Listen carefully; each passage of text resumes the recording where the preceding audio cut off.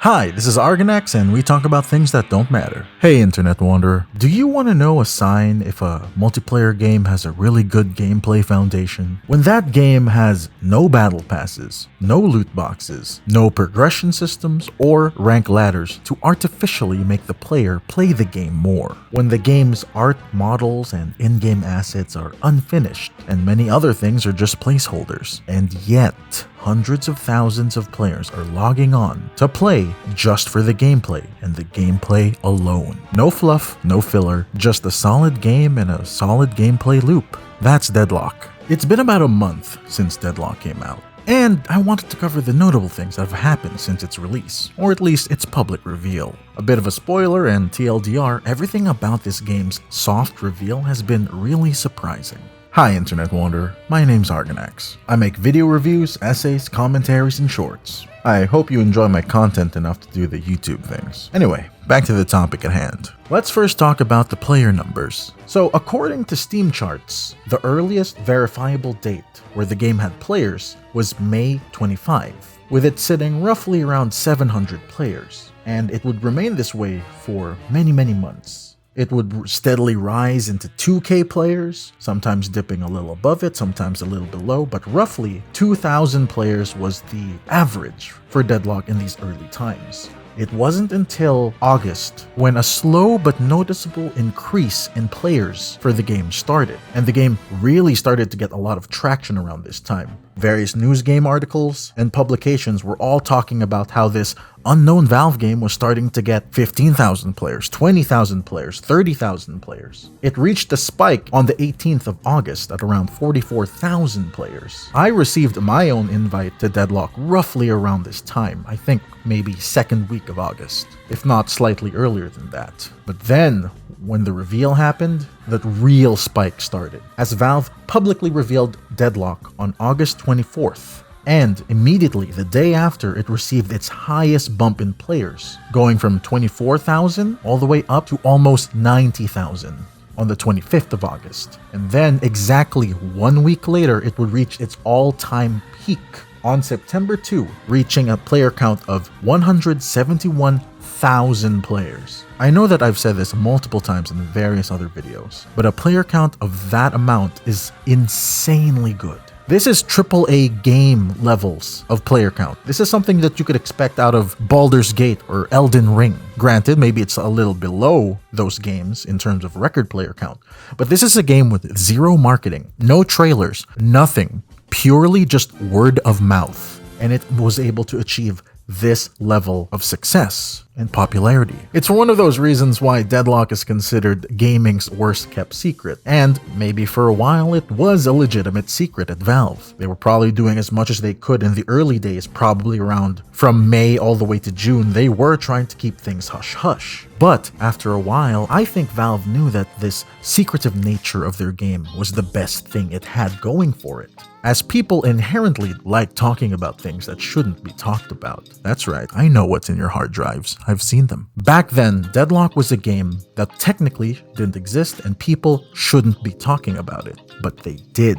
And therein lies the secret and the genius of their marketing. People got excited about the game, and those who had access to it started to invite their friends, and then those friends started to invite more people. Valve effectively turned us into their spokespeople, their spokespersons. They made us all into willing or unwitting sponsors of their new game. And they were able to do this without spending a single dollar for marketing. People honestly need to study the ingeniousness of this marketing strategy. It is sublime how well they pulled this off. But anyway, talking more so about the game. People's reaction and reception of the game have been generally pretty good, hence the record player count. Also, on the topic of that player count, I just wanted to say, yes, it did reach its record player count roughly 3 weeks ago. It hasn't reached it again since, but the overall player graph is still pretty good, averaging around 150 players every day. It's also notable that rather recently, the game servers went 24 hours, and after that happened, the player graph really started to shift wildly with rapid dips and rises. In my opinion, meaning that certain regions have huge concentrations of players. Historically, Valve competitive multiplayer games have had huge audiences in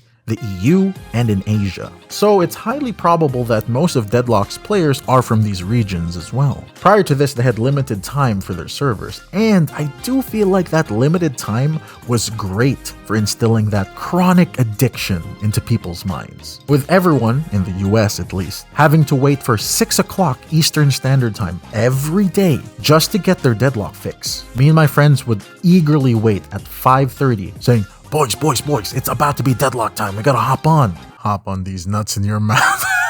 Having a limited time made it feel like it was a limited commodity. It wasn't, technically, but it did a lot to make us thirst for the game, if that makes sense. What am I saying? Of course it makes sense. I know who you're giving money to. I've seen your search histories. Overall, the servers going 24 hours was gonna happen eventually.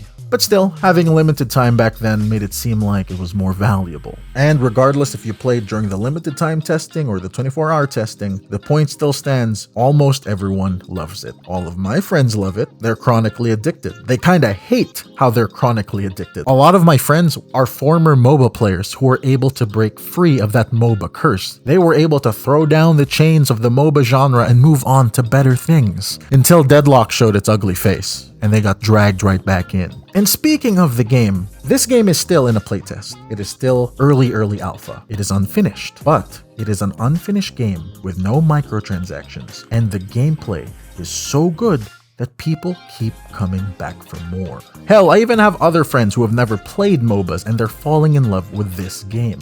I guess a lot of people are finally realizing that maybe the MOBA genre wasn't even that bad. It was always the top-down nature of MOBAs that put people off for a long time. Deadlock does a lot of things to make the game as digestible for new players. They try to help with the quality of life and ease the burden of game decisions and overall pacing of the game. For example, a lot of MOBAs, there's a lot of downtime between traveling between the lanes. Not here in Deadlock. Everything is dense and tightly packed. There's actions to be found everywhere around the map. Another thing is regen. Typically, if you're low health in other MOBAs, you're either forced to consume a bunch of health potions, but usually you're gonna run out of those, forcing you to run back to base. And that's probably gonna be like 2 to 3 minutes of downtime, and that kills the pacing of the game. Not so much here. Regen is very easy to come by. A lot of the creeps or troopers act as medic troopers, helping you stay in the fight and in the lane for longer. On top of that, items, which also include regen items, are really easy to get. Same with the shops. There are shops scattered throughout the map, reducing the times of you having to go back to the base even more. It also helps that a lot of the items, especially the build-up of these items, are rather simple. All these things come together to allow for the most engaging and easy to access MOBA experience, but still retaining enough complexities that veteran MOBA players can still have a lot of theory crafting to sink their teeth into. And people already knew that Deadlock was going to come out. Technically, the last Valve game, official Valve game that they released was Counter-Strike 2. But let's be real, that's not really a new game, is it? If we're counting that technically, the last new game was Half-Life Alyx prior to Deadlock. So it's been quite a while since then. And at first, a lot of people weren't happy about Deadlock's experience, but as time went on and people got their hands on it, opinions changed. I covered a lot of those opinions in my previous video, link in the description. By the way, thanks for the massive support on that video. It means a lot. So I won't dwell on it too long, but to help round out this video, I thought I'd cover a couple more reactions just to see how quickly people got hooked into this game, specifically League of Legends players. I'll be covering 3 videos and 3 channels today. I'll make this quick. The first one I'm going to be covering is The Lolhounds, a channel best known for his wacky and crazy League of Legends match commentaries. In his video right here, he says that Deadlock is addictive, crazily, dangerously addictive. It's basically taken over his life, at least for a while. It's also notable that this video is the first upload on his channel in almost 2 years. So you know Deadlock was really good if it was able to get this guy out of hibernation.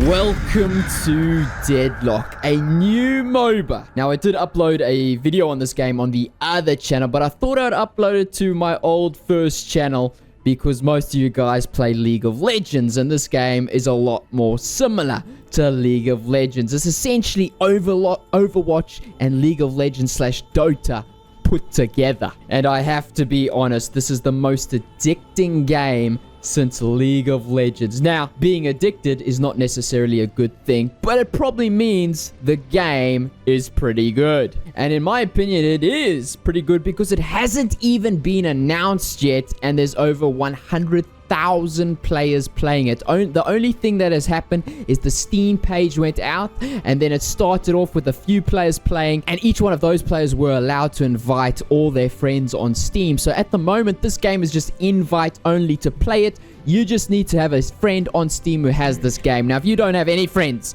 that have this game on Steam, well, you can probably go to Reddit or Discord and find someone online who can invite you to this game. The next channel I'd cover was Acex Turon. This guy is known for his Dota and League of Legends guides and comparisons. I personally love this guy's content. Any video that compares Dota and League of Legends is right up my alley personally. And in his video, he talks about how Deadlock is a true innovation in the MOBA genre. How it does a lot of things correctly and is a true evolution of almost every gameplay system and mechanics that MOBAs had before. I agree with almost every point that he makes in his video, and I do hope that Deadlock serves as the new blueprint for all new MOBAs going forward.